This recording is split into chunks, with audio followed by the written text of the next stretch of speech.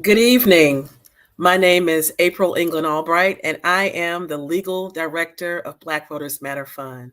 And welcome to our fifth and last Policy Corner of 2022. And we saved tonight's topic because right now it is October, and in DC, the Supreme Court is in session, listening to cases, hearing cases right now that are going to be pivotal to whether or not America continues to have an inclusive democracy or if it's going to return to a very dark place in American history where the rights of some people who live in this land, their rights will not be recognized and honored by the court. And so before we start our discussion with a wonderful and dynamic panel, of those who are fighting the good fight, protecting rights from the bench, and also from the field in the courtroom, before we start that panel, what I wanted to do is take a moment and look at this history of the Supreme Court. The question we posed was really simple, was whether or not America's judicial system is reinforcing white supremacy in this country, or is it preventing it? And so while I may have my own definitive answer, we're going to let our panel in different ways discuss that. And also for you to pose questions and make statements as well about your opinion on that. But I do want to start because there was absolutely a time in American history where the Supreme Court and other courts absolutely reinforced and enshrined white supremacy in this country. And I want to start with the case that many people know about, the Dred Scott decision. And we hear about that case, but it was an 1857 case. And it was filed by a slave who had moved to a free state with his quote unquote master. That's what we called them at that time. And when he got there, he and his wife filed a petition for their freedom because they were in a freed state. And the court denied that decision, denied that request from Mr. Dred Scott. And I want to show a quick video because in that video, it kind of talks about the case. And it's a short video that also describes the implication of how the Supreme Court began the process or the legacy of using its power to limit the rights of Black people in this country. On the morning of March 7th, 1857, the papers brought stunning news. Out of the blue, the Supreme Court had radically altered not just the battle over slavery, but the status of every Black person in America. The case had seemed inconsequential. A Missouri slave named Dred Scott wanted the court to set him free because his master had taken him to live in Illinois and then Wisconsin territory, where slavery was illegal. Chief Justice Roger Taney saw the case as an opportunity to settle the question of slavery once and for all. In a sweeping decision, Taney ruled that Congress had no authority to prevent the spread of slavery to the territories. Most ominously for free Blacks like Frederick Douglass, Taney wrote that Blacks were so far inferior they had no rights which the white man was bound to respect, and that any free Black might lawfully be reduced to slavery for his benefit. The Dred Scott decision had the potential to legalize slavery everywhere in the United States. In effect, it turns the entire country into a slave nation.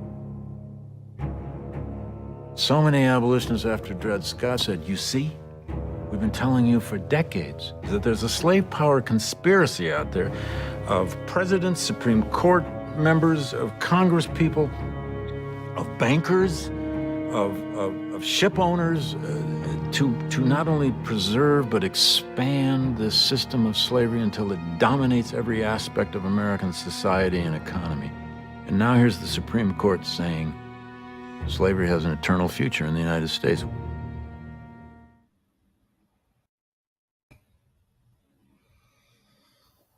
We wanted to show that video because of the holding and the significance of the holding, which is that, a Black man has no rights, and a Black woman at the time by proxy, that a white man is bound to respect.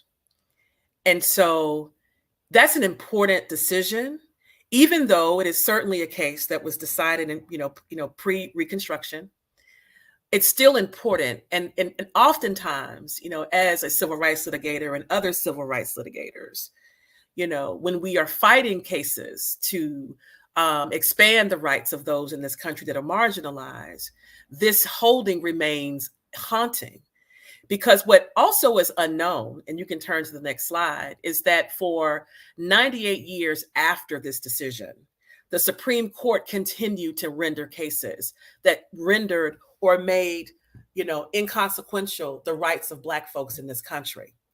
And so there were many cases that, despite the fact that the 13th Amendment existed, which ended slavery, that the 14th Amendment, was created, which of course gave citizenship and equal rights protection, and the 15th Amendment that gave Blacks the right to vote, the court, despite those rights, continued to render decisions that made those rights meaningless to the Black people who were allegedly giving, or the Black men who were allegedly recently given citizenship. And I just put a couple of cases to bring home that point so that you can see that the Supreme Court continued to do these things. Pace versus Alabama, which was the first case that rendered that Black people could not marry white people. The 1883 civil rights cases, which struck down the earlier versions of the Civil Rights Act.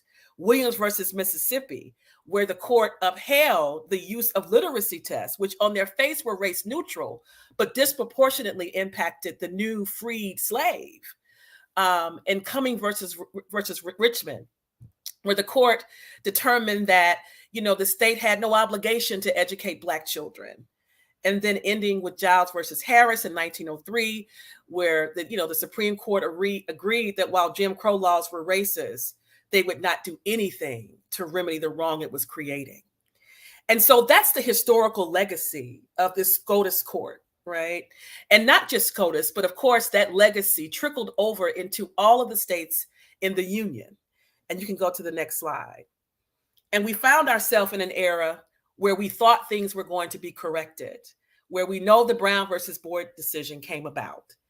And so in that era, people thought that now the Supreme Court is an ally. The federal court system is an ally of Black folks and those freed slaves, and helping join the movement to end segregation, to expand the voting rights and civil rights, of those people who were descendants of slaves. But the question remained, did that decision, could we hold our breath and now look to the court to always protect those fundamental rights? And what we found, if you go to the next slide, is that in today's court, we are finding ourselves back under the umbrella in the holding of the Dred Scott decision. Even though the facts are different, we are no longer, quote unquote, in legal slavery. We find that holding, which is that, the Black man, woman has no rights that, that the white man is bound to respect, is finding its way silently in the recent decisions by this current court. And we wanted to highlight really quickly those cases that reminisce those things. We know that in 2013, the Shelby versus Holder decision unraveled one of the most important and consequential laws that came during the time of the Brown decision that allowed for protections to be given to Black people around voting. We know that immediately overnight, that once the Supreme Court determined that a very important provision in the Voting Rights Act was unconstitutional, states began to create what we're calling the 21st century version of those Jim Crow laws that makes voting access or ballot access limited to not only Black communities, now other marginalized communities. We also know the court continued that legacy in 2018 in the Texas decision, where they took Section 2, the remaining section of the Voting Rights Act, and began to render it even more powerless, so that the only provision that attorneys who are fighting the fight had to continue to protect voting rights, we see the court in 2018 and now 2021 finding ways to limit the impact of Section 2 of the Voting Rights Act. Next slide. And we know right now, in October, this court is also looking at other decisions that are equally consequential to American democracy and the rights of all people in this country, especially as it relates to voting, which is the way that people use their voice and their power to distribute resources fairly and equitably in this country. We know right now in October, the court just heard Merrill versus Milligan, an Alabama case, where the lower court determined that the congressional lines in Alabama were indeed racially gerrymandered. But despite that finding, again, that Dred Scott decision that said that the rights of a black man or black people, that a white man black man has no rights that a white man is bound to respect. Well, despite the fact that the lower court found that, the Supreme Court decided to let those racially gerrymandered lines go forward because of the inconvenience that may be caused on the election administration. So the fundamental right to vote and have representation is less important than the convenience, of the administration of an election. We also see the same thing happening in other cases that we have listed here. And of course, Moore versus Harper, which is going to determine whether or not state courts have the ability to evaluate whether or not lines drawn by a state, congressional body can be reviewed by the state court, because we know in state courts, you oftentimes get just as much protection, if not more, than sometimes in the federal system. Next slide. And so in that regard, what we believe at Black Voters Matter is that today's SCOTUS is not acting as judicial judges, evaluating the constitutionality in a neutral manner, as they should do, and not just the Supreme Court, other federal courts, other state courts, but instead are ignoring legal precedent, ignoring these rights as the court did previously in history, and now are acting as an arm, to a radicalized political party. You can turn to the next slide. And there are other cases that we know that have also restricted the rights of people in this country. We see the court eroding and, stepping back and taking away fundamental rights that were guaranteed throughout history, from the Dobbs versus Jackson Women's Health Organization decision to the Oklahoma and Castro case, where the Supreme Court went against a ruling that they just had last year, that may penetrate the rights of sovereign indigenous people's rights. You can go to the next slide. And so we got to think about what we're going to do next. And that's what this panel is going to be talking about. Like, what are we going to do? We have some suggestions, and we'll talk about and explore some of those, from, voting for members of Congress that are actually going to use their power in a way to provide protections, start talking about more structural protections, and making sure that, marginalized groups organize together and build coalitions that can grant, more protections. But we must have these discussions. We have to have discussions about America's court system, especially now that we're headed to the polls.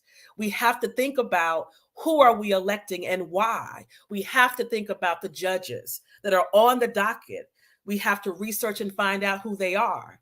And we have to think about those senators and those individuals who will make decisions about what the federal bench will look like. We can't ignore it, because we are at a time where we see our fundamental rights getting eroded and being turned away. And so I'm going to invite now, and I'll end with one more slide before we open up the panel. And we're going to take some parting words from our brother Thurgood Marshall, who left a long-lasting legacy, even before the court, of organizing and helping to fight the good fight before the Supreme Court and other courts to expand the rights of Black people in this country. But also his power in his words and what he did while he was on the Supreme Court. And what he says here is, I wish I could say that racism and prejudice were only distant memories. We must dissent from the indifference. We must dissent from the apathy. We must dissent from the fear, the hatred, and mistrust. We must dissent because America can do better, because America has no choice to do better. And so in that spirit and legacy of what Justice Marshall was saying to us, Black Voters Matter is absolutely continuing that legacy. And tonight's discussion is a part of continuing that legacy, to dissent from racism and prejudice and other and people who are in high places, on the bench, who may stand in the way of this democracy becoming more inclusive and enshrining the political power and economic power and privacy power and rights of Black people, but not just Black people in this country, right? All marginalized people are struggling right now to have their rights heard and defended in this courts. And so I'm going to invite Ryan, our policy manager for Black Voters Matter, to invite these wonderful justice defenders to join us in a discussion that's talking about how important the courts are, how important these cases are, and what we must do about it in order to continue to defend our rights in this country. Take it over, Ryan. Thank you, April, and thank you for so eloquently setting the table, as we say at Black Voters Matter. I wanted to introduce you all to our dynamic panel of guests tonight, hailing from the states of Florida, North Carolina, Texas, just to name a few states. So without further ado, I would like to introduce you all to Mitchell Brown. Mitchell is currently the Voting Rights Counsel at the Southern Coalition for Social Justice and previously served as an Equal Justice Works Fellow as well. Thank you for joining us tonight, Mitchell. Judge Rhonda Peoples-Waters is the first Black woman elected to the bench in the 4th Judicial Circuit. She took office in January 2021 and presides over the Duval County Court out of Jacksonville, Florida. David Donati is a staff attorney at the ACLU of Texas, specializing in democracy, abortion access, and border justice. David also teaches at Rice University about borders, migration, and national identity. And last but certainly not least, Sean Shaw, Florida-based attorney, founder of People Over Profits, and, first Black nominee for Attorney General, humble brag. He hails from Tampa, Florida. And I would be remiss if I didn't also include our fearless leader, April Albright. She's our legal director as well. So welcome, everyone. Thank you for, again, participating in an important conversation tonight about why our courts are so very important as we head into the midterms. So I wanted to start out with, in terms of Ketanji Brown Jackson's Justice Ketanji Brown Jackson, let me put some respect on her name, and the record number of Black court appointments under the Biden administration. What did it mean for you to see her confirmed? And she started in her subsequent first week last week, as we talk about the Merrill v. Milligan case. What did that represent? Mitchell, I wanted to get your opinion of this.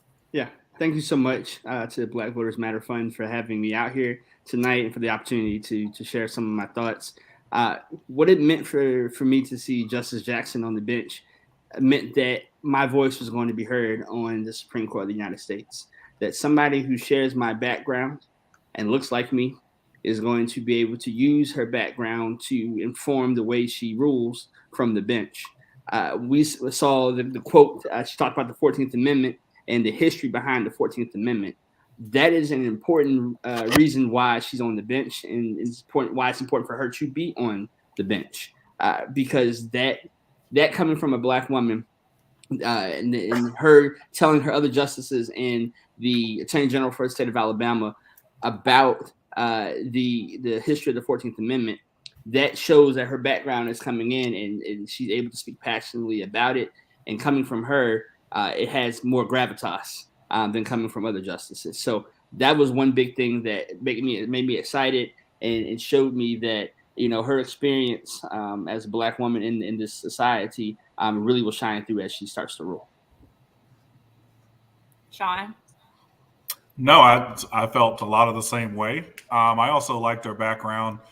She was a public defender at one time, and usually people that do that don't make it on the United States Supreme Court. It's not just a color thing. It's also kind of a culture thing. And most of the people who are on the SCOTUS, have lived a certain way, come from a certain place, clerked for a certain person, went to certain schools, and their thinking is a lot alike. So that is why I also not just the diversity of her skin, the diversity of her gender, but the diversity of her background and the diversity of all the things that have formed her experience on the bench is what I thought's most impressive about her. And I'm glad to see her there because I don't count Uncle Clarence as one of us. So I'm glad she's on there. David? I completely echo what Mitchell and Sean have said. I think it's really grounding to look back at the Dred Scott opinion as we did at the start of this and just think about how something like Dred Scott was possible. And that's because you had 9 white men on the bench, 5 of whom were slave owners or from slaveholding families, and none of whom were actually opposed to slavery because the process of confirmation is a pork process. And so the presidents at the time didn't want to upset their slaveholding contemporaries in the South, and they didn't appoint justices who reflected a very lively abolition movement. And for the first 190 years of this country's existence, only white men served on the Supreme Court. And also, we've now had the opportunity to hear her on the bench. I know Mitchell as well listened to the Merrill versus Milligan arguments, and she's just such a good justice. I think Mitchell referred to her talking about the textual history of the 14th Amendment, and I think that's a function of her perspective, but also just how qualified she is to be in this seat at this moment. And I think even though she's in a minority of progressive justices on the Supreme Court, her voice is going to be heard. Whether it's in dissents, she's going to play the role that Justice Sotomayor has played, in my view, which is just as a truth teller, someone who we're going to look at her opinions a few years down the line and we're going to say, she was right. And I think even though she may not be in the majority on big decisions, we're gonna appreciate her voice in the years to come. I second that, David. We've seen, I'll say this, the Supreme Court has been busy with the Dobbs decision, Miranda rights. It looks like affirmative action is also on the table this term. It seems like we are in unprecedented times. Trump's court appointments seem to have reversed course in terms of our direction on the bench. What's your biggest concern about the current state of our judicial branch at the state level, Mitchell? Our redistricting guru, Mitchell. I know a few things. I know a few things. So one thing I want to take note of is the unprecedented use of the word unprecedented in your question. This is not another word. Yeah, this is not unprecedented. April talked about the Dred Scott decision and the series of decisions that came after Dred Scott. In the series of the more contemporary decisions, starting with Shelby County, that have eroded civil rights in this country. We are headed back to from whence we came. And we're fighting the same fights that our foremothers and forefathers have had to fight. So this is not unprecedented. But what is unprecedented is arguments at the state court level, where state courts are making some good decisions and are making some decisions that are more politicized. And so my biggest concern about the state courts are the political nature of the justices, because in many states, the Supreme Court justices are elected from a political party. That informs the way they rule from the bench. There are state courts like North Carolina, for example, that have made great rulings. And we're going to talk about Moore v. Harper later in the program. But other state courts where they don't have the same composition as North Carolina are acting as a rubber stamp to state legislatures who are trying to pass laws that are going to diminish voting rights rather than expand voting rights. There are legislatures that are trying to diminish the power of people's vote rather than expanding the power of people's vote and making sure that it's equitable within each state. David and I are working on a case in Texas right now where it's in federal court, but if it was in state court, the state legislature, the state Texas courts would agree with the legislature probably, which is why we're in federal court. And so that is the biggest concern, is that the political nature of the state courts is leading to a diminishing value of our votes throughout this country. I want to take a quick pause, folks. Judge Waters is back. Duty call. She's a sitting judge, so I wanted to welcome her back. Reintroduce her for folks just joining us. She is the first Black woman elected to the bench in the 4th Judicial Circuit. She took office in 2021, January. She presides over Duval County Court, Jacksonville. Welcome, Rhonda. Thank I you. asked everybody what Justice Ketanji Brown Jackson's appointment meant to them. And so to be fair, I wanted to also include you on that question, considering your historic victory last year. Wow. Well, thank you so much. Can you hear me? All right, Yeah, great. I can hear you. Can you hear Thank us? you. Thank you so much. I apologize. We had a jury to come back from deliberations, so that meant I had to drop everything and go right back to handling that. But it is, first of all, such an honor to be here and to recognize the great work of what Black Voters Matters is doing for us as a community. But what what Justice Jackson's appointment to our Supreme Court has meant to me is just absolute greatness. It is such an honor to be able to see that type of historic move, to understand the power of it, that our community gets to see a Black woman has the ability, the wisdom, to serve on the highest court of the land. And the fact that it has not happened, in hundreds of years, we haven't had that opportunity for us to see ourselves as well as our children to see that. I think that there's an underlying message when only people that don't look like us are in power and making those decisions. So just by that one appointment, you have broken, or we have broken, so many barriers. And I think about that same thing every time that we elect judges or appoint judges that are representative of our entire community. Thank you, Judge Waters. Speaking of redistricting, you brought it up, Mitchell. I live in a state, and Sean lives in a state where the governor decided to do what he wanted to and present his own maps. So redistricting, voting, and civil rights it feels like that's where the battle lines are being drawn, both at the state level and federally. What are you all seeing in your respective states, David, Mitchell? I don't want this to be a Florida dominant call because I feel like everybody kind of knows what Ron DeSantis is up to. So, Mitchell, David.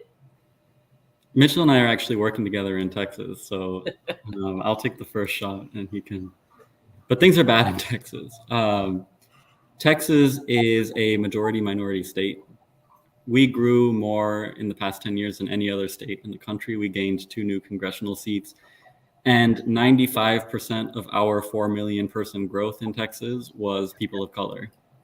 That's Latino people. And actually the largest growing denomination of the population is Asian American Pacific Islanders in the state of Texas. 95% of 4 million people growing, people of color. Absolutely 0 new majority-minority districts in the state of Texas across Senate, House, congressional seats, and actually a reduction in majority-minority districts. So the number of majority Black congressional districts in Texas went from 1 to 0. After redistricting, the number of Latino majority districts also decreased. And it's a cycle. It's a self-perpetuating cycle because every 10 years, the party in power just entrenches its power even further and is able to completely dominate that process without any input. And I won't say much more, but I just want to emphasize the impact that Shelby County versus Holder has had in the state of Texas.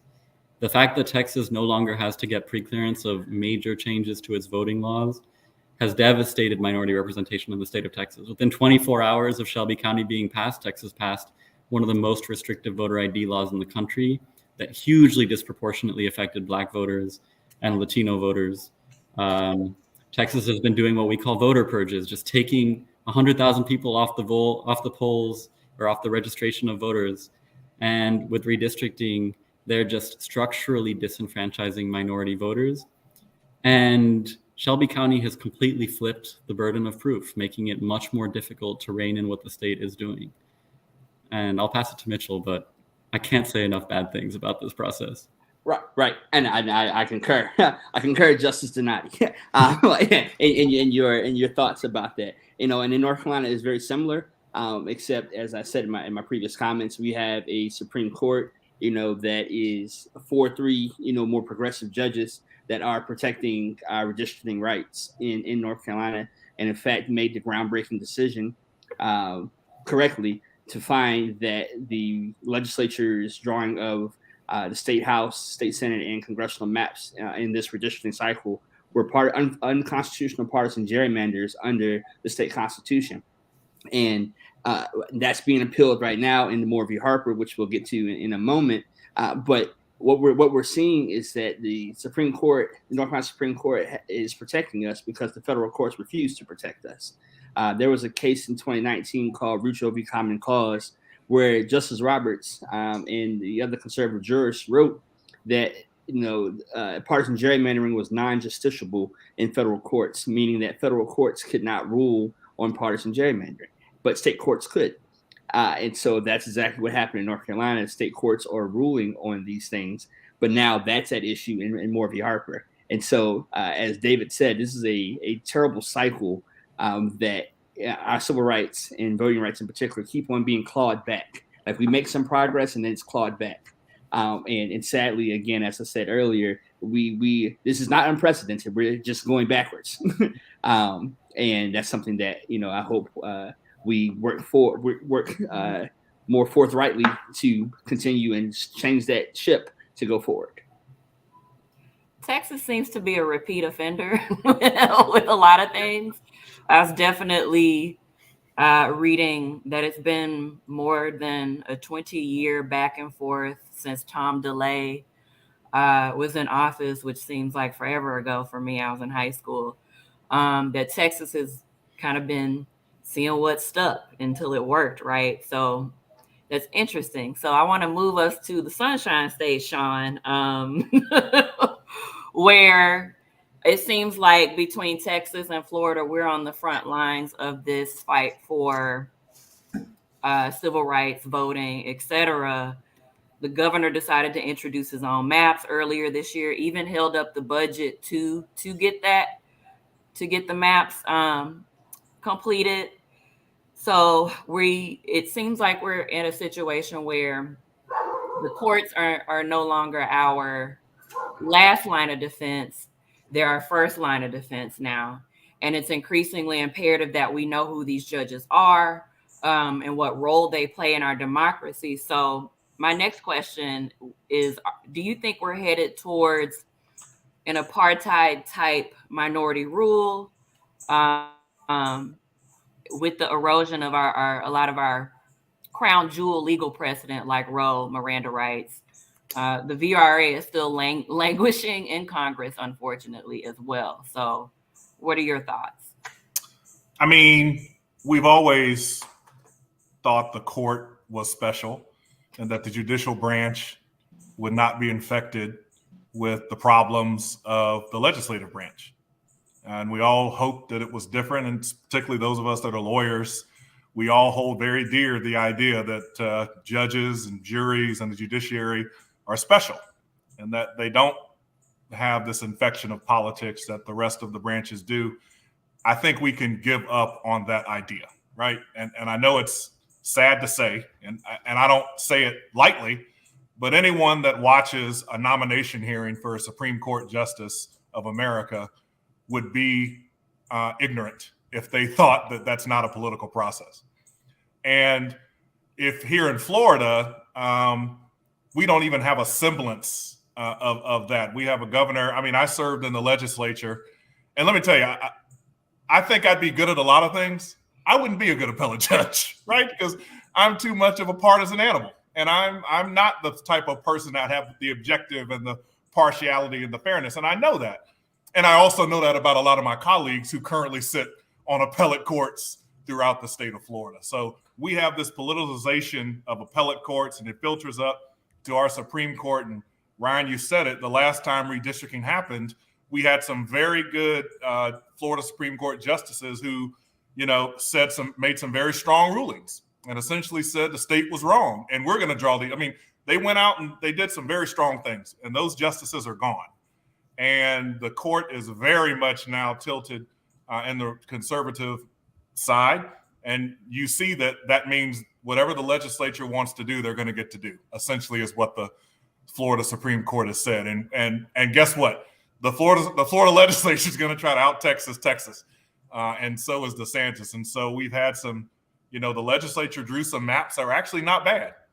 The redistricting maps that the legislature drew in Florida were not terrible. We were all shocked at how reasonable they were, but we shouldn't have been shocked when DeSantis said, well, let me do the work if y'all ain't going to do it, and drew some very nasty districts, cut out some black Congress people, combined some districts in a way that the previous court had said you can't do. He did it anyway, and here we are. And so we have litigation.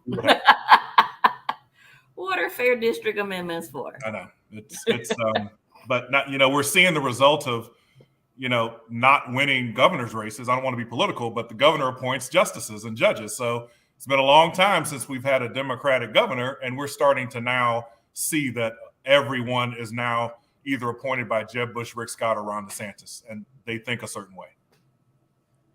Judge Waters, how are you feeling in terms of the future of the bench in Florida in terms of its diversity and inclusion? Because oftentimes we'll see one black person and then we won't see them for a while. We won't see another one for a while. Do you feel like you were able to open any doors as the first black woman in your role? First black one to be elected. And I think of that as far as my role in opening doors and what my election meant for our community, for Florida, especially the 4th Judicial District or Circuit, which encompasses Jacksonville and, let me clear this off, but it encompasses Jacksonville. We also have Clay County and Nassau County. And when you think about an area that services, over 1 million people, and we had never elected a black female, I can just tell you that. And the same thing with Justice Ketanji Jackson. We have sent a message to our community that we have the power to elect judges that look like and are representative of our community. And that is what I think, just to me, the greatest point of seeing, Justice Jackson and myself is people now not only are getting to hear about their power, they're getting to see what the power of their vote means. And I do think that it is important that they get to see it so that then they will be encouraged to go and vote, to open the doors for our younger generations. And I did just want to add that the importance of making sure that you have judges that are from our community are exactly what just happened in my trial that I just ended. When you have judges that are fair and they obviously have the background coming from a diverse community, their rulings may be somewhat different. They may be the same, but all of that is impactful on everyday lives. We have defendants who recognize, well, she may not agree with everything that I've done, but I believe I'll have a fair trial. And so they opt to have a trial versus being so afraid of what the outcome will be that they never get to exercise that constitutional right. I often have many tell me that I take too long in court here in Jacksonville. And it's because the system has shown them that we should just hurry up and get through these cases. Why are we taking time to find out why someone's license is suspended?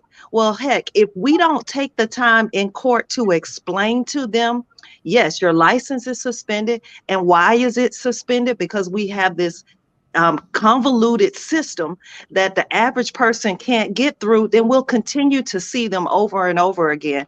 And that's what the power of having judges who come from the community, who truly understand someone not having a valid license and the importance of taking the time to do that. That is what the justice system is about. And I don't think that it's by chance that people from the community that truly understand those circumstances do things a little differently than what our system has shown us time and time again is just expected. How do you historically there's been a lot of mistrust of the justice system in general. How do you feel you are working to resolve that? Well, restore trust, I should say, because we've not always had positive interactions in our criminal justice system and our justice system in general. Well, one of the first things that I can tell you is just being involved in the community and making sure that the community sees me, not just on the bench, but actually in the community, participating in our school systems, helping them to understand that as a judge, my role is to serve them, the community. Now, of course, it's to follow the law, but for so long, our judges have been apart from the community and they're somewhat sheltered in a way because of the rules that we have to abide by. But that's the reason why I believe my election was just somewhat different than what we've seen. We were completely engaged in our community, inviting them to come up, see our chambers, observe the daily activities of our court system. And then also just not being afraid. Once you get here, there is such intimidation. There is, okay, well, do I have to make sure that I rule this way and just concerned that I might not be in this position or someone will challenge me or contest me based on a ruling? And I can just tell you that when you have judges that are elected and understand that it was by the people's vote that you are here, there's less intimidation about someone coming to me and saying, well, you didn't rule a particular way, we're going to get you off the bench and things like that. So we have definitely got to understand the power of our vote and get people in these positions that are not afraid to speak out and to rule fairly and to maybe not fall in line with what our system has shown us for years this justice system is about. Hear that, folks? Don't skip the judges on the ballot. And just educate yourself. Yeah. You have to educate yourself about the judges. And I will just add really quickly, if you go to, like for the Florida bar, you can go on the Florida bar and read what the merit retention rate is from the attorney's perspective of each of the judges that are listed on your ballot. You should do just as much research about your judges as you should about, the governor or the president, because the governors, and I'm sorry, the judges, and I'm sure you all have already said that, very likely will have more of an impact. Your state judges, your county judges will have very much more of an impact on your daily life, whether your license will be suspended, whether you'll be evicted from your home, than those who are serving as presidents or governors. Love it. So you mentioned merit retention, Judge Waters. So I want to switch gears really quickly. Mitchell, would you mind, because not everybody is an expert on these matters. I want to make sure folks are clear about what merit retention is as it relates to the bench, just judicial bench, excuse me. Yeah. And Ryan, we don't have merit retention that I know of in North Carolina, so I'm actually unsure what merit retention is too. Oh my goodness. Well, Sean, we have it in Florida. We have it in Florida. And as a side note, my father was on the Florida Supreme Court. He was the first Black Chief Justice. And so I know a little bit about this. And he also was from the 4th Judicial Circuit there, Judge. So Jacksonville is my second hometown. And so I'm happy to see you as always. Merit retention is essentially justices are appointed by the governor and then they must seek merit retention in front of the voters every 6 years, and they're placed on the ballot, and it's a simple yes, should they be retained? No, they should not be retained. And unfortunately, I shouldn't say that. Let me not editorialize. No justice has ever lost a merit retention race in the history of the state of Florida. Now, we've had several fights. My dad had one because of his ruling on abortion, a woman's right to choose. We've had some here recently that they came after, but no justice has ever lost a merit retention fight here in the state of Florida. They're very important. As I told you, it's the people's chance to pass judgment on these judges. And you get to do it every 6 years. And Judge said it, these judicial races you should research, but I'll just tell you, it's harder to research these judge races than anything else. Because I can go to a forum and I can hear this is just what people tell me. I can hear people debate, and I can go up to someone and talk to me. All the judge can say, I went to law school and I'm going to be a fair judge. Mm-hmm. Like you're limited in what you're allowed to say when you're campaigning. So I get a lot of calls from pastors and people in the community about what judges I think are good and what aren't. And I have a problem even being educated about who these folks are. And so it's hard, but it's very important because, Judge Peoples Waters gave about the best answer I've ever heard about the importance of diversity on the bench and why a fair judge, even if they rule against you, makes you feel good about the system. And the judicial system only works if we all believe in it. And I think we're at a place in this country where a lot of us are losing that belief in the impartiality of the judicial branch. And if that's the case, then we're in deep water. Mm-hmm. So you touched on a good point about voters feeling maybe disillusion would be the better word in our courts. Is the solution expanding the court? Because I've heard a lot of conversation around that, and I say that specifically around SCOTUS. There's been a lot of talk around increasing the number to 13 versus 9. I believe they decided on 9 based on the number of circuits, if I'm not mistaken. And now we had 9, and now I believe we have 13. Mitchell, would you touch on that a bit? Yeah, I mean, so your question is, should we expand the court? I'm honestly on the fence about that.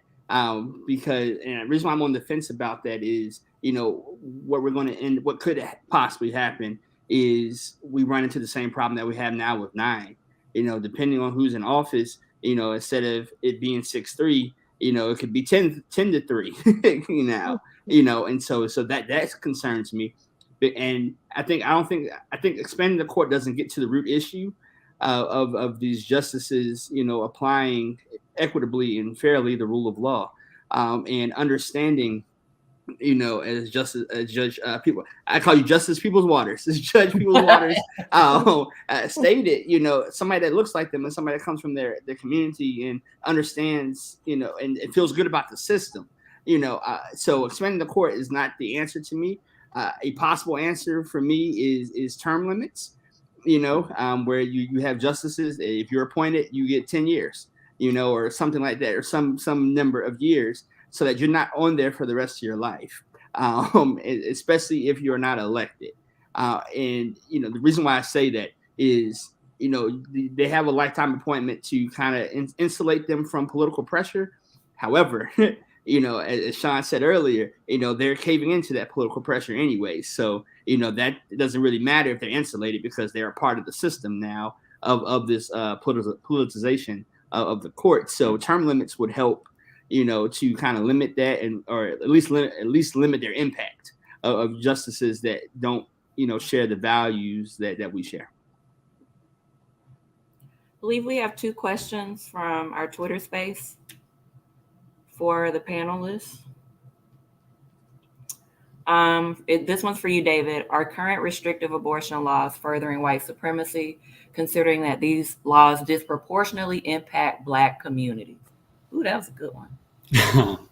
I really appreciate this question. And so, as you said at the beginning of this call, in addition to redistricting, one of the issues I work on with the ACLU of Texas is voting rights. And April put up a slide of bad Supreme Court cases, Dobbs versus Jackson Women's Health Organization. That was one of my cases. There are several ways that I believe restrictive abortion laws are furthering white supremacy.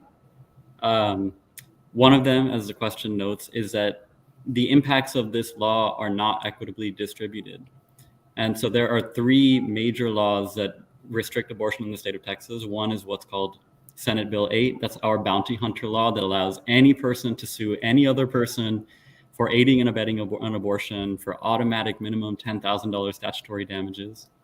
There are laws restricting medication abortion, and now there's a criminal prohibition on abortion punishable by up to 99 years in prison. What that does is it isolates pregnant people and deprives their ability to receive care. We know that maternal mortality rates in Texas are among the worst in the nation, and they are severely disproportionately impacting Black communities in the state of Texas. In addition to Black communities, we have a large Latino population in the state of Texas, many of whom don't have the ability to travel out of state for abortion care. You add on top of that the ability to travel, to take time off of work in order to receive healthcare is not something that everybody enjoys equally. So the disproportionate impact of this is huge. And we are seeing this now. We are seeing pregnant people who want to have their children suffering from an ectopic pregnancy. They go in 18 weeks pregnant to a hospital and they're not receiving care unless they're septic or on the brink of death. No matter how much pain they're in, no matter how likely it is that their pregnancy isn't going to be viable. So that is the reality in the state of Texas, and it's something that we're going to keep fighting on. And just to tie this back to voting as well, I think the majority, it's hugely significant. It is a fact that the majority of Texans support abortion access. However anyone feels about abortion access, the majority of Texans support it. But our legislature does not represent us. And that is a function of a couple of things. It's a function of the redistricting that we talked about. And so it's a fact that legislators who don't like their population just change the maps. Where I sit, Harris County, Fort Bend County, the Senate chair of the redistricting committee, she just changed the maps in a way that greatly favor her election outcomes. And it moves everything to more and more extreme positions. The same is true with vote denial and the abridgment of people's opportunities to actually go and vote. If you're a working person, our state legislature has prohibited things like souls to the polls. For example, going to vote before 1 p.m. on Sundays, where congregations would take their members to go vote on Sundays. Our legislature tried to ban that practice. They banned 24-hour voting on the sort of pretextual basis that they're trying to prevent voter fraud. But the real impact of that is that people with 9-to-5 jobs, people who are working, don't have the ability to access the polls in the same way. And we are defending 2 Black voters who were accused of illegally voting, Crystal Mason and Hervis Rogers. I believe that blessedly, and I don't want to reveal more information than I can, but those prosecutions are going to go away, knock on wood. But it is a real and ever-present threat that the state continues to move to the right, not because of the will of the voters, but because of structural changes to the ways that we elect candidates. Whew, Texas is on a roll like Florida, huh? Abbott and DeSantis, friends. Yeah. Like they're in competition or something, both governors. I believe we have a second question as well. How do we trust courts that are historically built on white supremacy and continue to incarcerate Black people, especially Black men, at alarming rates? Sometimes representation is not enough. Sean? I mean, I'm the judge is going to have to answer this at some point too, but Judge, do you want to answer this one? The system is what it is right now. Yeah. And I understand that perspective that the person, I understand what's underpinning that question. And the question is valid. But what I would say is until something different happens, you are going to have to appear before a judge. You're going to have to appear in front of a jury. You're going to have to be subject to laws of state representatives and state senators and Congress people.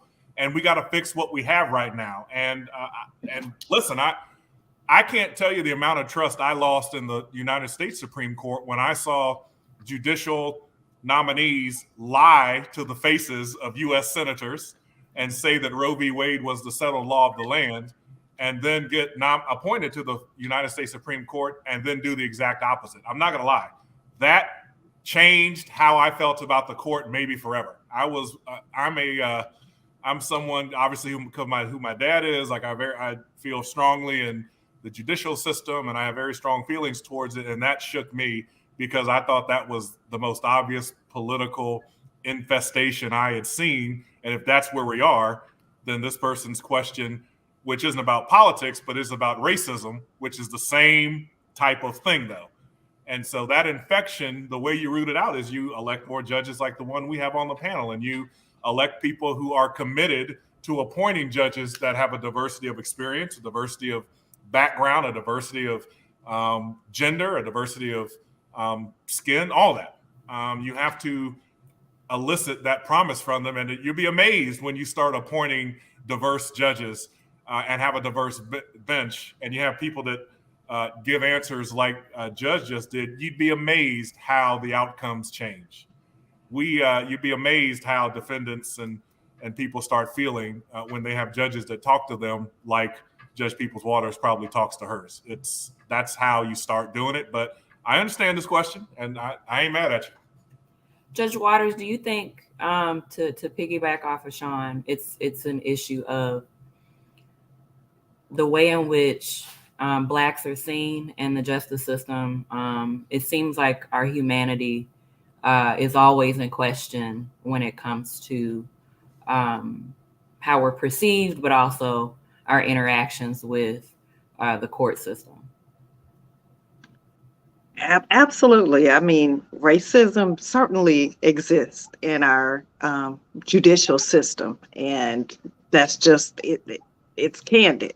But again, to the question of how do we trust the system, I agree exactly, with the counselor here, that with Sean, that we only can do what we have the power to do. And what we do have the power to do is to elect judges and also elect those that appoint the judges, but to elect judges that we believe are fair and considerate. And that election process, if I could just take a moment to quickly tell you, starts way before we get to the polls.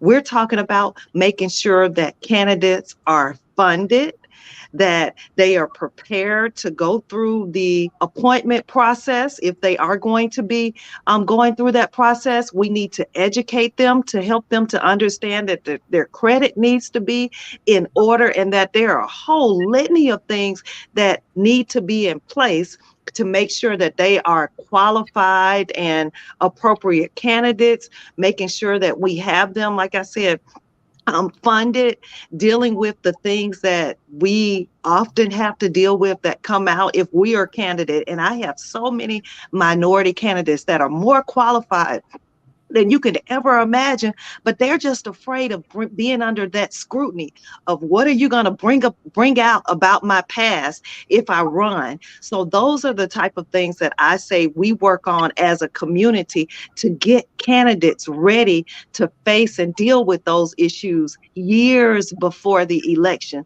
because we don't have the history of having a father who was a judge, except for Justice Shaw and Sean, but that is rare. And so many of us are starting this from scratch onto how do we get into this club or this elite, just community of judges. And we've got to make sure that we educate those that are coming up the ranks so that they will be able to either be elected or be wonderful candidates to be appointed. And I think that's where we really have to start from. No, that's a great point I want to add, because those of us that are involved in the recruitment of candidates or the vetting of candidates in our community, or someone, people come to us and ask who's good for this seat. There's so much political capital spent on the county commission and the state rep and the state senate. And then everyone looks up on qualifying day and there's a bunch of judges and a bunch of seats, and you're like, who do we pick? Yeah. And people don't even do what she just said. And it's very important that you got to spend time now identifying talented minority candidates and fostering them through the system if you have the ability to do that. So making sure that they know who they need to know, and that they know the publisher of the paper, or they know the donors, and they know the local people, the chairs, and they just know how to run a campaign. I mean, most judges don't know how to run a campaign because they've just been judges. And so it's hard to for us to have that sort of machinery because we're not used to it. And that's what you can do in your community is lift up these candidates who you think are talented lawyers and ready to be judges. And those of us that have political acumen, help them out. Yes. Well, we've got 2 more questions from Twitter, I believe. So, do you believe American courts reinforce or prevent white supremacy? What would the courts look like to you without it? Mitchell? That's a really good question. And I mean, I think this ties to my initial comments about Justice Jackson and the history of the 14th Amendment. So to the first part of the question is, do you believe American courts reinforce or prevent white supremacy? I think that they are designed to reinforce white supremacy in part because of the status of the law.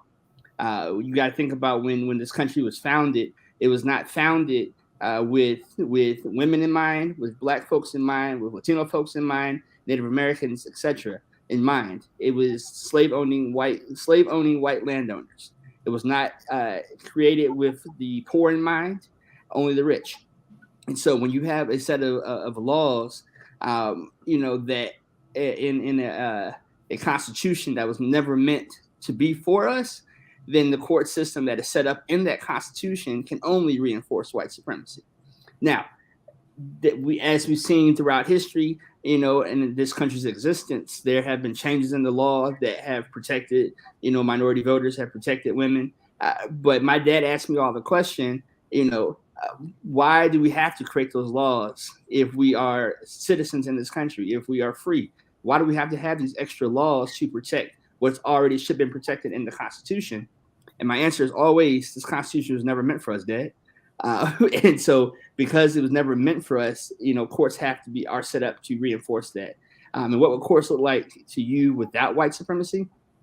I think and that's a radical question because, it would be a re-ratification of a new constitution that is not based upon, white slave-owning males. And so I think that we would have to, again, re-ratify the Constitution in order for that question to even be, a reality or a potential of a reality. But what it would look like is where you have, equitable treatment for folks, where one example that just pops up in my mind is you don't have a disparity between crack cocaine and powder cocaine.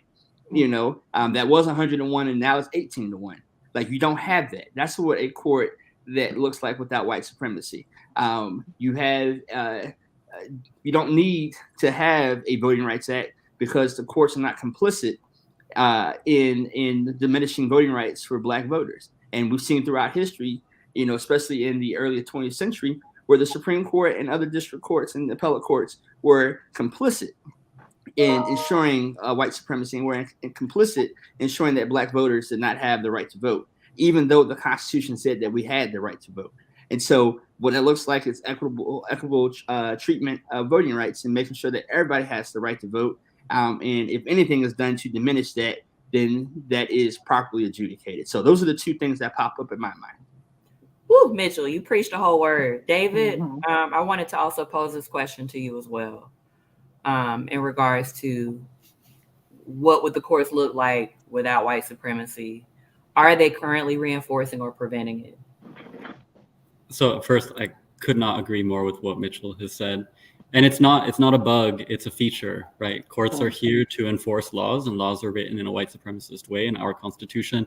As Justice Taney went to great lengths to elaborate in Dred Scott, was written for white property-owning men and didn't contemplate the rights of Black people, Latino people, or Indigenous communities. And so when we look at what courts have been doing historically, with very few exceptions, what they have been doing is reinforcing white supremacy and cementing institutions of power against progressive change and against inclusivity. However, I don't think that it's a black and white story. And I've heard this concept of signals of change. What would the courts look to you without white supremacy? And a signal of change is that I look at a lot of federal courts, I look at a lot of state courts, I look at Judge Peoples Waters, and it's easy to imagine that the court system as we know it is going to change and that we have some influence over that. And looking at the Supreme Court as it's constituted is I absolutely agree with Ms. Mitchell. History is damning on this point, and it is what it is, but we have to be optimists to be in this space. And I have to believe that as the country changes, so will our courts, that our courts represent us ideally. And there's going to be a period of reaction and cutting off our rights to vote, but the change is inevitable. And it's going to be a judiciary that better reflects us and our interests, but it's a fight.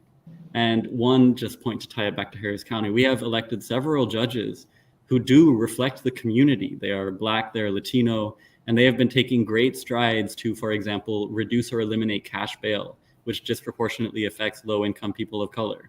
What we also see is a reaction against that. So we see our district attorney agitating against these judges who are trying to do good work on misdemeanor bail. So it's something that we have to keep voting. We have to vote for our district attorneys. We have to vote for our judges. We have to educate ourselves about our Supreme Courts. But if we keep doing that, the change is going to come. Judge Waters, we keep calling you Justice Waters on this panel, so maybe we're manifesting something for you down the line.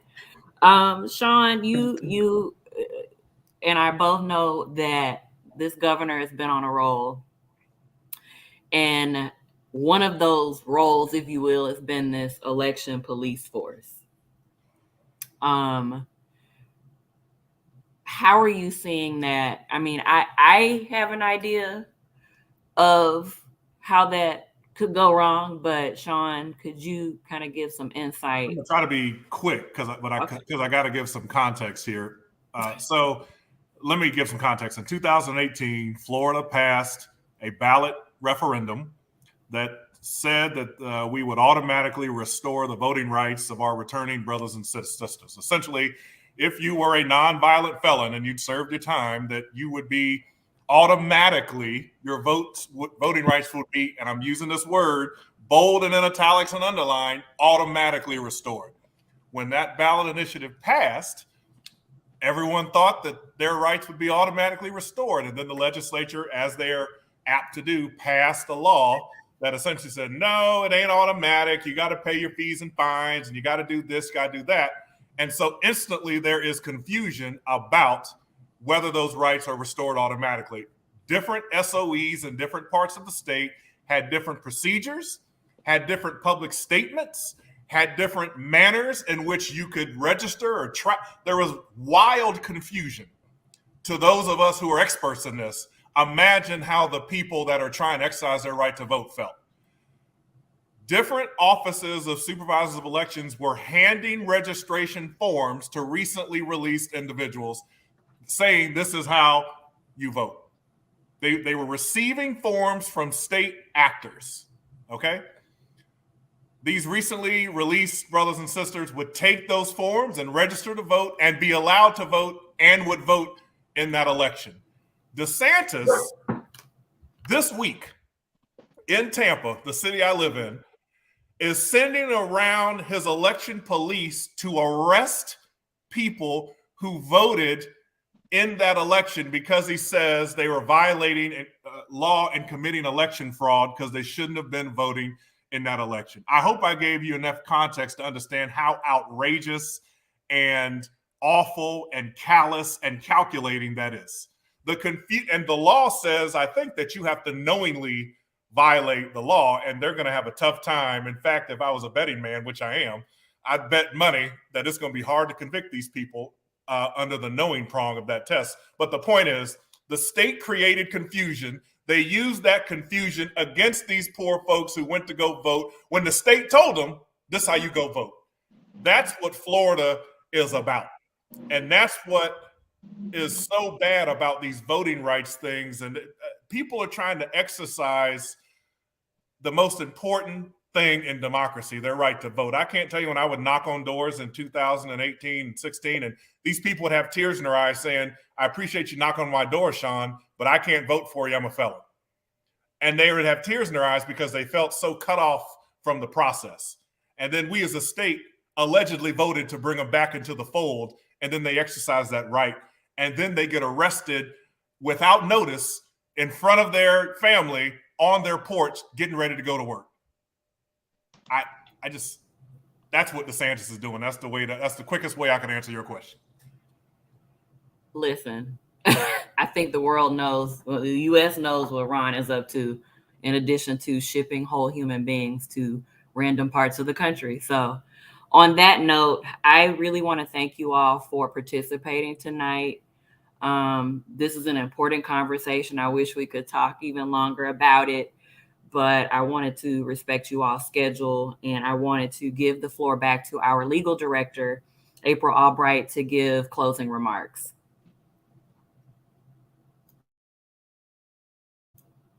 You're on mute, April. This is such a fantastic discussion. This is exactly what we wanted, tonight, is to have these giants. I don't see them on the screen anymore, but I wanted to say thank you too, because we did go over, but everything was, talked about tonight. How important the governor is in appointments, how important, other people are to appointing judges, how necessary it is to make sure that we have candidates in the pool to get prepared, to be on the bench, and how important the Senate and the president is in making sure the federal bench is reflective of the issues we need. I don't know any better topic to help motivate us to go and vote. And each of you are defenders, are a part of that legacy of Thurgood and others, Charles Hamilton Houston, Constance Bateman, those individuals who have fought, long and hard to make America's Constitution more expansive. We may be at the point where we're saying that it's not expansive enough, but I agree that we have to let our people know that there's hope, right? That there is hope in bringing the kind of change that our ancestors believed in. When I look on the screen right now, I dare imagine that our ancestors couldn't even imagine that we'd be talking about a judge, talking about attorneys, in court, defending these rights. But in essence, I also have to believe that we absolutely were a part of their vision, and that when they were working, to bring these changes in this country, that they thought about this moment that we're here. We just got to keep imagining, and we have to keep grinding. And this election, November the 8th, is a part of that. Voting isn't everything. If it were, these individuals on this screen wouldn't be doing what they do every day, right? But it is absolutely a tool that is a part of our toolbox to continue to fight for liberation in this country and make it more inclusive. We say Black voters matter, but we also know that if Black voters did matter, if brown voters did matter, right? If indigenous voters matter, then everybody matters in this country. So everybody are a part of this discussion that's happening this evening. And we just hope that we gave some information to you that motivated you even more, wherever you are in this country, to go to the polls on November the 8th and elect those kinds of candidates that are going to protect your fundamental rights, that are going to expand America's Constitution beyond, white male landowners, to include all of those who are here and all of those that we represent beyond the screen. So thank you for joining in. I'm going to say justice, people's waters. I want to join in that prophetic word, and I want to join in the prophetic word that in Texas, things are changing, and things will change. And David, you and your work of ACLU has been a fearless partner of ours in every state that we work in, will be a part of making those changes. And Sean, we need your voice. We need your voice beyond the borders of Florida, and you as well, Mitchell. And we just want to thank you so much for joining us this evening and helping us make this topic real tonight. So just want to end with Black Voters Matter everywhere, every day, 365. Yes. Thank y'all.